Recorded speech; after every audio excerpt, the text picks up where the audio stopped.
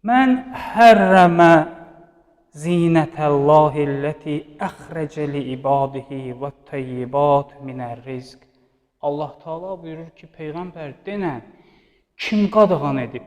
Mən hərrəmə, kim qadağan edib?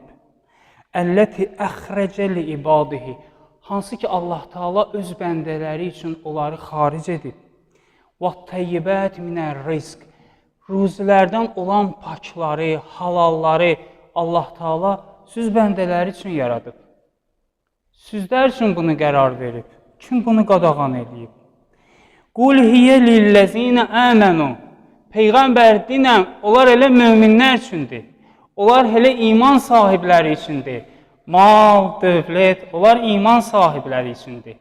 Oxumuşam ayəsinin siz üçün. Süleyman əleyhissalam Allah Teala'dan mal istedi, mülk istedi. Haram olsaydı Peyğəmbər bunu istəməzdi ki.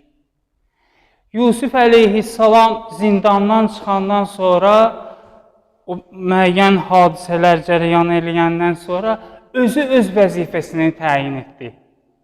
Dedi, mənə hansı işi təyin eləginə. O hansı məsələ ki, pul məsələsidir, Yusuf əleyhissalam dedi ki, mənə o işi təyin eləginə.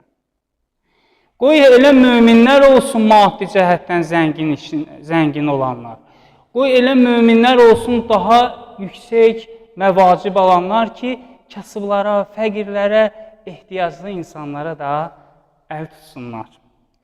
Allah Teala buyurur ki, Qul, Peyğəmbər denə, hiyə lilləzinə amənu, o elə iman getirən insanlar üçündür.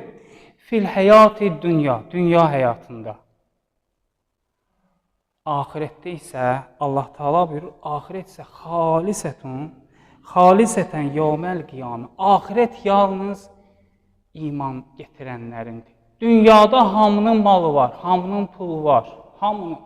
Amma ahirət yalnız iman getirənlər üçündür. Ahirət yalnız iman sahibləri üçündür. Allah Teala buyurur ki, kəzəlikə nufəssilullah, kəzəlikə nufəssilul əyət liqavmin ya'ləmun. Allah Teala geniş şəkildə ayələri izah edir ki, o başa düşən cəmaət o ayələri anlasınlar.